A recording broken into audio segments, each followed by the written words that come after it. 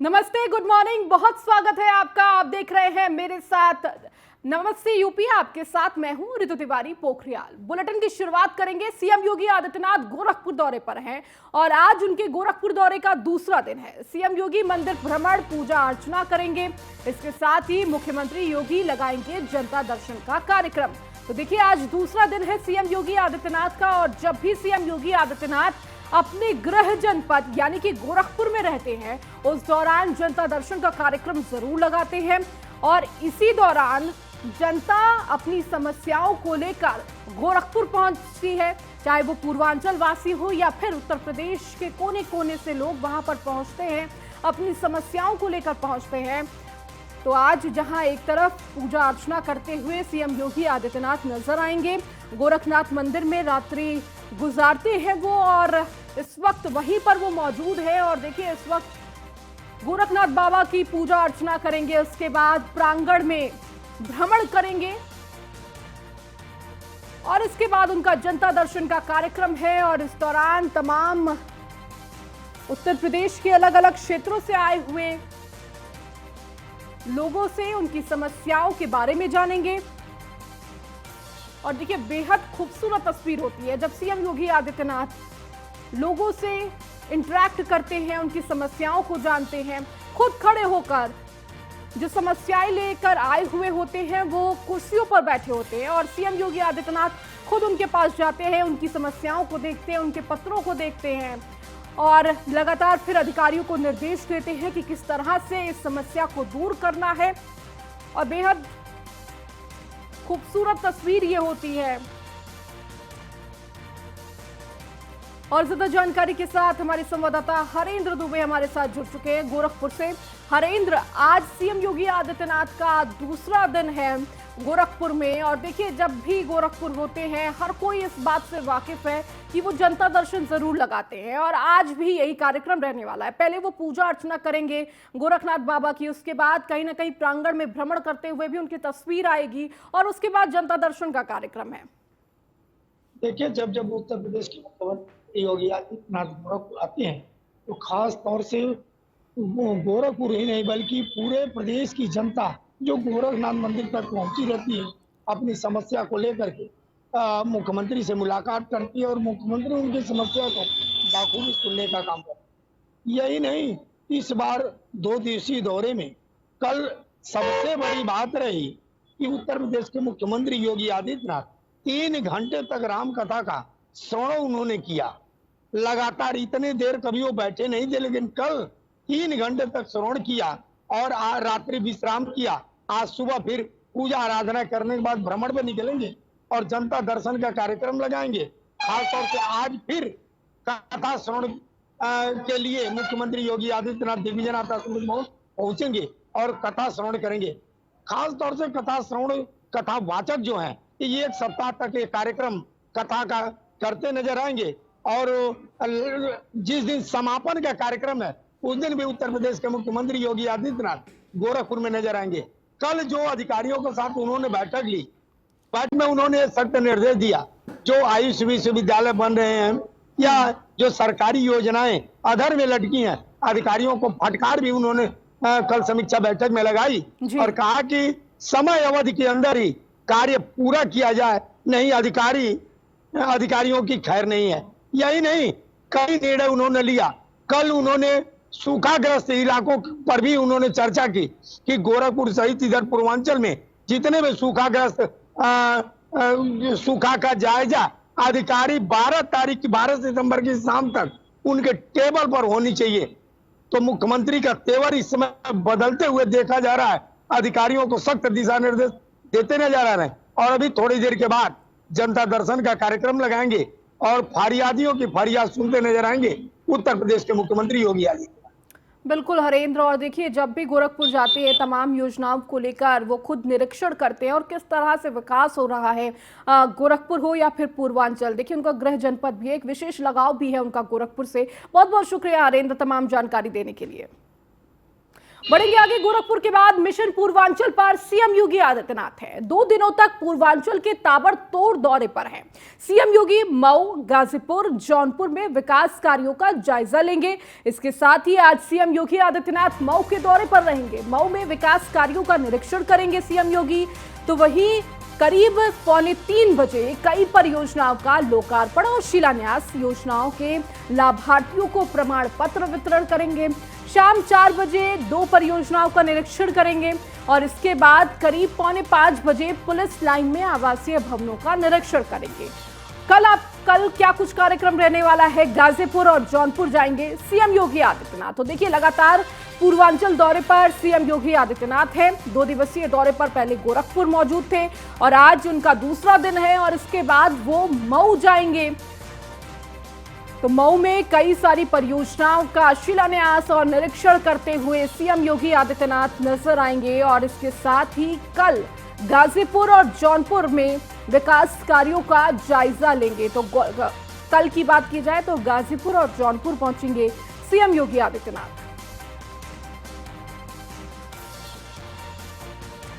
और अधिक अपडेट के साथ हमारी संवाददाता लखनऊ से अश्विनी द्विवेदी हमारे साथ जुड़ चुके हैं। अश्विनी, लगातार देखिए पूर्वांचल दौरे पर सीएम योगी आदित्यनाथ हैं और कहीं ना कहीं पूर्वांचल को साधने की कोशिश में सीएम योगी आदित्यनाथ खुद लगे हुए हैं और इसके इतर भी सीएम योगी लगातार हर क्षेत्र में जाकर निरीक्षण कार्य जरूर करते हैं और इसके साथ ही कई सारी परियोजनाओं की सौगात देते हुए भी नजर आएंगे। बिल्कुल, उत्तर प्रदेश के मुख्यमंत्री लगातार दौरे कर रहे हैं, चाहे वो पश्चिमी उत्तर प्रदेश हो या पूर्वी उत्तर प्रदेश हो। हर जिले में जाकर के खुद ही समीक्षा कर रहे हैं कि सरकार द्वारा चलाई जा रही योजनाओं में तो कितना लाभान्वित कर रही जनता को, साथ ही साथ वो कहाँ तक पहुंची है।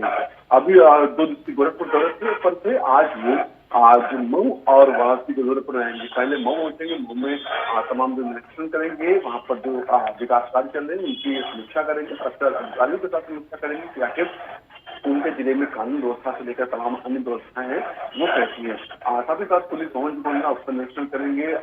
तमाम अन्य योजनाएं चल रही है वहाँ पर भी जाकर मौके पर कर सकते हैं। साथ ही साथ वहाँ के जो स्थानीय नेता हैं उनके साथ भी बैठक कर सकते हैं। उसके बाद शाम को मुख्यमंत्री वाराणसी जाएंगे, वाराणसी में दर्शन करेंगे। साथ ही साथ रात्रि विश्राम का भी कार्यक्रम वाराणसी का ही है। कल का जो कार्यक्रम है वो जौनपुर और गाजीपुर का है, जाएंगे वहां पर भी निरीक्षण कार्य करेंगे। साथ ही साथ सूखा और बाढ़ की स्थिति का दोनों का आकलन करेंगे, समीक्षा करेंगे। हालांकि मुख्यमंत्री ने पहले ही जिला अधिकारियों को कह दिया कि अपने यहाँ की चाहे सूखा हो या बाढ़ हो, इसके दोनों की समीक्षा करके समय से रिपोर्ट तलब करें, जिससे जो पीड़ित लोग हैं उनको मुआवजा या सरकार की तरफ से सहायता मिलती वो मुहैया करा दी सके।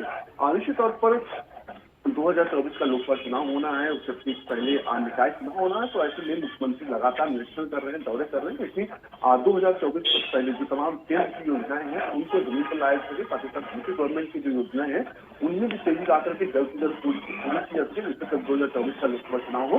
तो यूपी गवर्नमेंट के पास मुद्दे हो, साथ ही साथ केंद्र के पास मुद्दे हो, है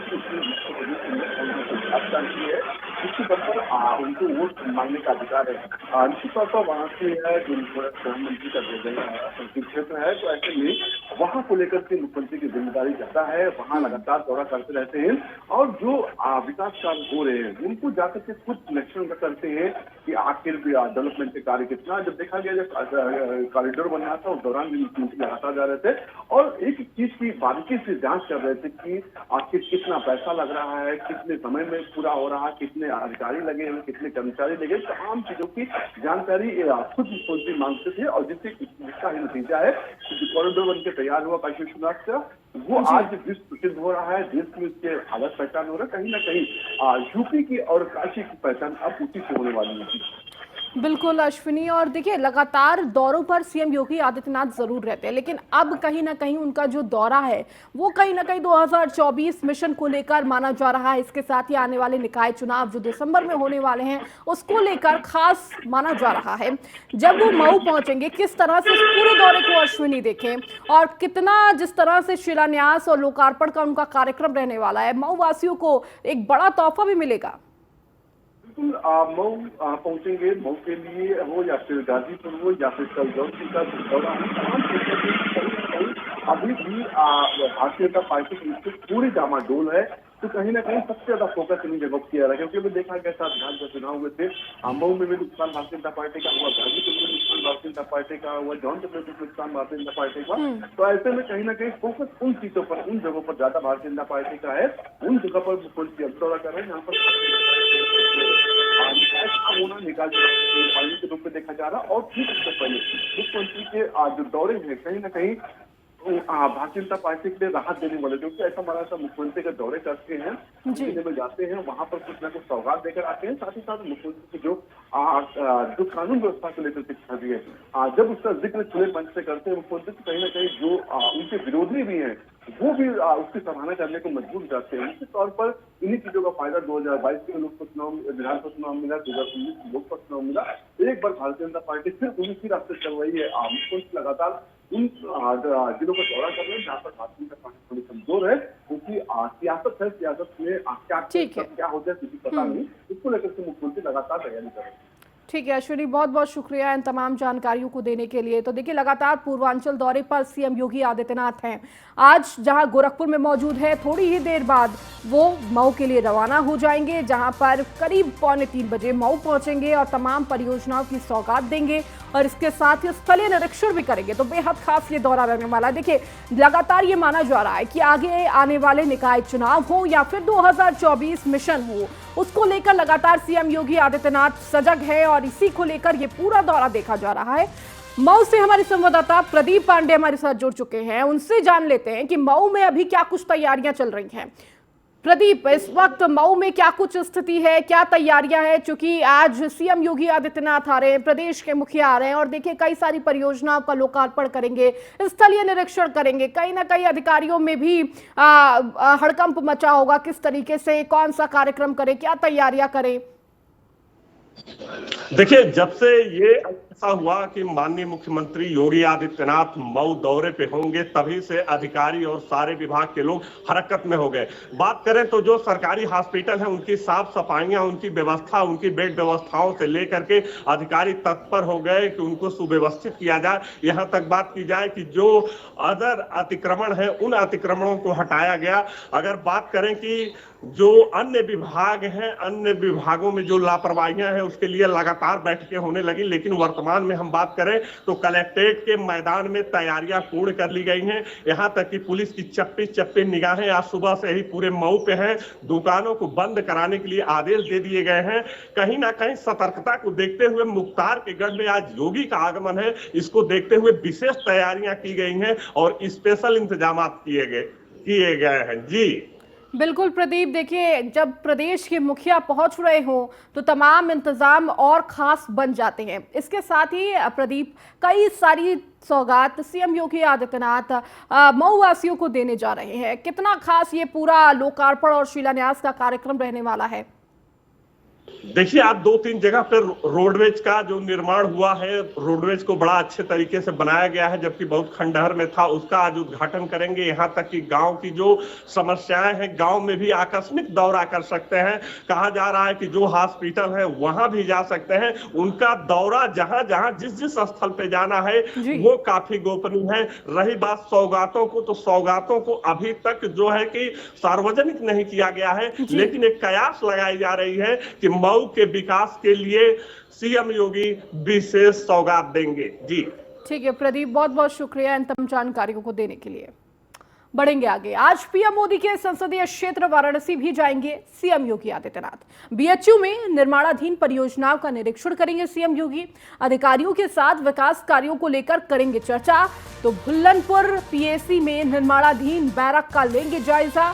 तो संपूर्णानंद स्पोर्ट्स स्टेडियम में निर्माण कार्यों को भी देखेंगे। आज वाराणसी में ही रात्रि विश्राम करेंगे सीएम योगी आदित्यनाथ। तो जहां एक तरफ पूर्वांचल दौरे पर सीएम योगी आदित्यनाथ है और देखिए आज रात्रि विश्राम उनका वाराणसी में है और लगातार वहां पर हो रहे कार्यों का निरीक्षण करेंगे। संपूर्णानंद स्पोर्ट्स स्टेडियम में निर्माण कार्यों को भी देखेंगे और आज वाराणसी में ही रात्रि विश्राम करते हुए नजर आएंगे सीएम योगी आदित्यनाथ। तो इससे पहले भी वाराणसी दौरे पर थे जब वहां पर बाढ़ जैसी स्थिति उत्पन्न हो गई थी और देखिए उसका जायजा लेने भी पहुंचे हुए थे सीएम योगी आदित्यनाथ और आज एक बार फिर जाएंगे वाराणसी दौरे पर। जिस राजपथ से गणतंत्र दिवस परेड का आगाज होता हो, उससे खास सड़क कौन सी हो सकती है? इस नाम को सुन सुनकर आजाद भारत की कई पीढ़ियां बढ़ गई हैं। कभी किंग्सवे के नाम से जाना जाने वाले राजपथ को अब कर्तव्य पथ कहा जाएगा। केंद्र की मोदी सरकार ने राजपथ का नाम बदलते हुए कर्तव्य पथ रख दिया है। नेताजी सुभाष चंद्र बोस की प्रतिमा से लेकर राष्ट्रपति भवन तक के पूरे हिस्से को अब कर्तव्य पथ के रूप में जाना जाएगा। सेंट्रल विस्टा प्रोजेक्ट के एक खंड का प्रधानमंत्री उद्घाटन करने वाले हैं और सिर्फ राजपथ का नाम कर्तव्य पथ ही नहीं बदला है, बल्कि इसकी पूरी रूपरेखा बदली है और यहाँ पे अभी भी उस रूपरेखा को बदलने का काम किया जा रहा है। आप तस्वीरों में देखेंगे कि किस तरीके से जो यहाँ पे काम चल रहा है, तमाम कारीगर यहाँ पे सीढ़ियों को चमकाने का काम कर रहे हैं, क्योंकि ये ऐतिहासिक कर्तव्य पथ अपने आप में एक नई दिशा देता है। क्योंकि जिस तरीके से 26 जनवरी के दिन यहाँ पे हजारों की संख्या में लोगों की भीड़ जुटती है, इसके साथ ही हम आपको दिखाएं तो रोडों को भी चमकाने का काम यहाँ पे किया जा रहा है। फिर से इसको एक नई दिशा देने का काम किया जा रहा है और यहाँ पे देखिए तमाम लोग यहाँ पे इस रोड को किस तरीके से चमका रहे हैं और यहाँ पे पेंट किया जा रहा है। इसके अलावा आप देखिए किस तरीके से घासों की कटाई हो रही है। पार्क की अगर हम बात करें, यहाँ पे जो एरिया होता है वो एक अलग रूपरेखा देने की कोशिश यहाँ पे की जा रही है और कई महीनों से ये काम चल रहा है और अभी भी फिलहाल ये काम चल रहा है। और पूरी तरीके से आप नज़ारा देखेंगे तो आप देखिए किस तरीके से दिल्ली पुलिस के जो जवान हैं यहाँ पे पहुँच चुके हैं। सैकड़ों की संख्या में अभी भी यहाँ पे जवान मौजूद है, ताकि कल का जो कार्यक्रम निर्धारित किया गया है उस कार्यक्रम के हिसाब से यहाँ पे तमाम दिल्ली पुलिस के जवानों की तैनाती होगी। दिल्ली पुलिस के जवान बसों में भरकर यहाँ पे सीधे तौर पे पहुँच रहे हैं, ताकि पूरे कार्यक्रम की रूपरेखा किस तरीके से तैयार करनी है, सुरक्षा की व्यवस्था को देखते हुए क्या कुछ खाका तैयार करना है। क्योंकि राजपथ अब कर्तव्य पथ हो गया है तो निश्चित तौर पे सभी लोग अपने कर्तव्यों का निर्वहन करेंगे और इसी कड़ी में तमाम लोग आपको देखने को मिल रहे हैं कि किस तरीके से यहाँ पे काम चल रहा है कर्तव्य पथ पर। वीडियो जर्नलिस्ट हिमांशु के साथ पीयूष तिवारी, नई Delhi. Central Vista Avenue project पूरा हो गया है। विजय चौक से इंडिया गेट तक 3 किलोमीटर लंबा राजपथ कई सुविधाओं के साथ तैयार किया गया है। इसे करीब 20 महीने बाद अब खोला जाएगा। यहाँ 3,90,000 स्क्वायर मीटर ग्रीन एरिया है। लोगों के टहलने के लिए 16.5 किलोमीटर के रास्ते को तैयार किया गया है। यहाँ घूमने वाले लोगों को शॉपिंग कर सकेंगे। इसके लिए 5 वेंडिंग जोन भी रखे गए हैं। हर जोन में 40-40 वेंडर होंगे। वहीं पैदल चलने वालों के लिए खासा इंतजाम किए गए हैं। राजपथ को अब कर्तव्य पथ के नाम से जाना जाएगा और इस वक्त हम इंडिया गेट के ठीक सामने मौजूद हैं और ये वो आपको पिकनिक स्पॉट देखने को मिल रहा है। महीनों से ये पिकनिक स्पॉट बंद था, यानी कि आम जनता को यहाँ पे जाने की इजाज़त नहीं थी।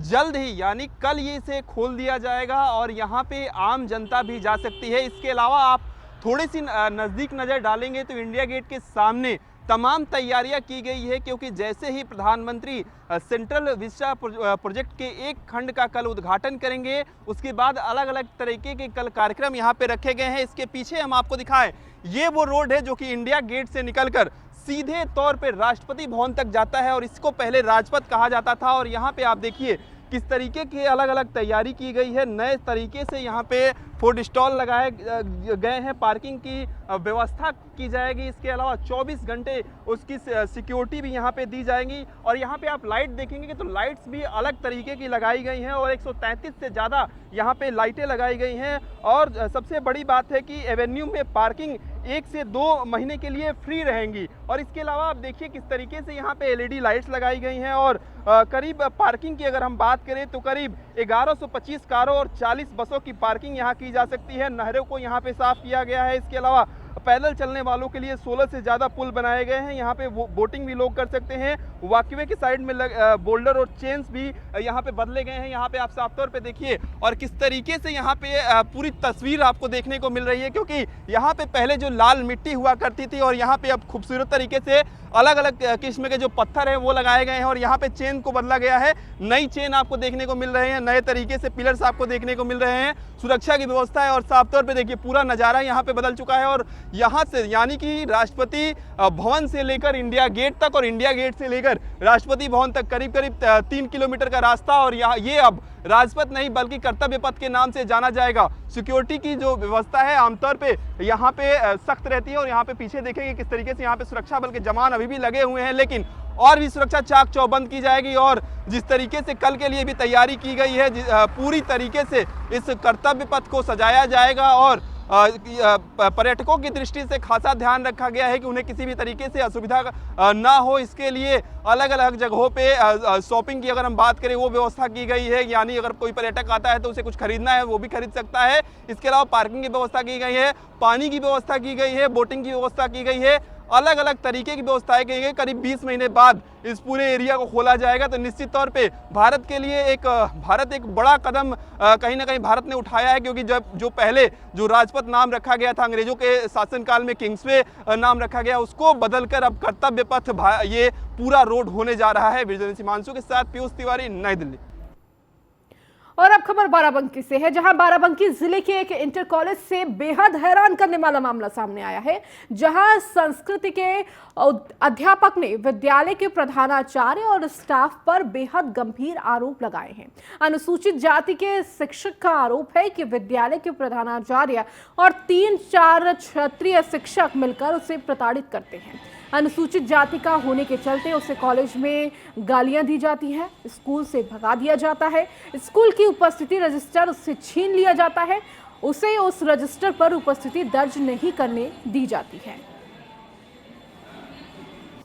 कोरी जाति का व्यक्ति हूँ, मेरे साथ इतना शोषण हो रहा है कि मुझे विद्यालय से भी भगाया जा रहा है। देखिए मैं बाहर खड़ा हूँ, मुझे अंदर भी जाने की अनुमति नहीं है, मुझसे रजिस्टर तक छीना जा रहा है। मैं कहाँ तक अपने दर्द बताऊँ।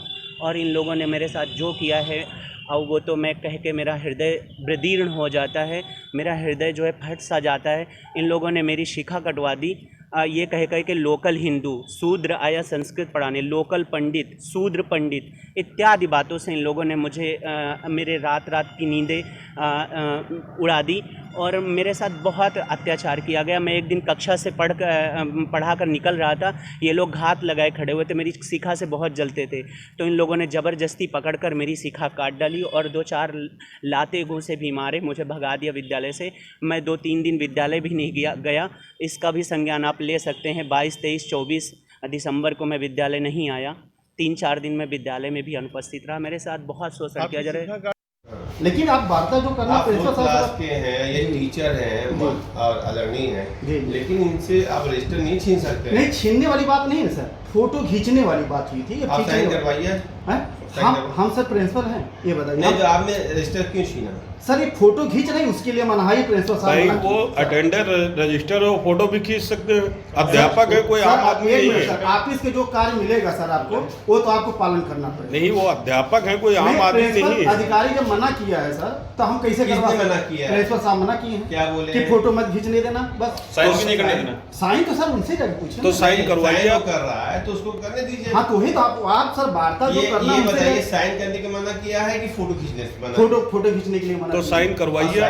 साइन तो सर प्रिंसिपल वही बता रहे हैं, प्रिंसिपल से जाके बात करिए। नहीं, आप अभी बता रहे हैं कि फोटो खींचने से मना किया है। हाँ, फोटो खींचने से मना किया। साइन करने से तो नहीं, साइन हो नहीं रही ना सर। तो साइन करवाइए ना।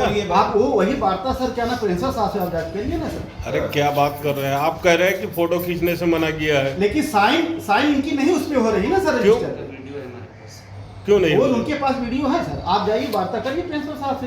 हम तो वही भी भाई साहब से बोले थे तो भाई साहब कहना फोटो मत खींचिए, जो वार्ता कितने दिनों से इनकी साइन नहीं हो रही है? आप यही बता सकते हैं सर। नहीं, मुझे आप संज्ञान में जो आप दे रहे हैं, मैं भी अभी जल्दी आया उस जनपद में, तो मेरे सामने प्रकरण आया था, तो मैंने वो तो बहाल तो जो है उसको करवा दिए हुए हैं। रही बात ये जो हस्ताक्षर वाली बात कर रहे हैं, मैं इस पर आख्या मंगवा लेता हूँ और अगर वहाँ के स्टाफ हैं तो बिल्कुल हस्ताक्षर होना चाहिए। मैं इसको दिखवाता हूँ और यदि अगर कोई दोषी तो उसको कार्रवाई। उनका ये कहना है कि हम दलित समाज से आते हैं और उन्होंने एफिडेविट भी डीएम साहब को दिया कि मेरी चोटी काट दी गई, मैं पढ़ाता भी था और वहाँ के जो कुछ लोग हैं मेरे साथ में बहुत अन्याय कर रहे हैं। इस पर आपका क्या कहना है? अब ये घटनाक्रम संज्ञान नहीं है, आप मुझे बता रहे हैं तो मुझे संज्ञान में आ रहा है। उनको मुझे बताना चाहिए था, लेकिन फिर भी अगर इस तरह का है तो इस पर जो भी दोषी होगा उसके खिलाफ कार्रवाई। बात नहीं, विद्यालय पर जाने सब लोग एक समान है, इनकी प्रबंध समिति द्वारा जांच चल रही है। इनकी जांच गतिमान है कि विद्यालय में आएंगे, उपस्थिति अपना अलग रजिस्टर को बनाएंगे और बना करके चले जाएंगे। विद्यालय के पठन पाठन कार्यों से अलग रहेंगे, पृथक रहेंगे और जांच समिति जब इनको बुलाएगी तो अपना बयान अपने देंगे। जांच इनकी गतिमान चल रही है, इसलिए सस्पेंशन के दौर में और अलग रजिस्टर पर साइन कराई जाती है, उस पर करें, कोई ऑब्जेक्शन नहीं। कार्यालय में रजिस्टर बना है, ज्ञानेंद्र बड़े पास है, वो इंतजार करते हैं कि हमारे यहाँ दस्तखत बनाओ और चले। विद्यालय में किसी प्रकार का उनको कार्य करने का। और अब खबर बागपत से, जहां बागपत जिले के बडौत कोतवाली इलाके के जोनमाना गांव में स्कूल के बच्चियों को अगवा करने का प्रयास किया गया। कार सवार युवकों ने टॉफी और पैसों का लालच देकर अगवा करने का यह प्रयास किया है, लेकिन बच्चों के शोर मचाने पर युवक अपने मकसद में कामयाब नहीं हो गए। वहीं ग्रामीणों ने 3 युवकों को पकड़ लिया है, जबकि 2 मौके से भागने में सफल हो गए हैं। वहीं पकड़े गए आरोपियों को ग्रामीणों ने पुलिस के हवाले कर दिया है और उनके खिलाफ कड़ी कार्रवाई की मांग की है।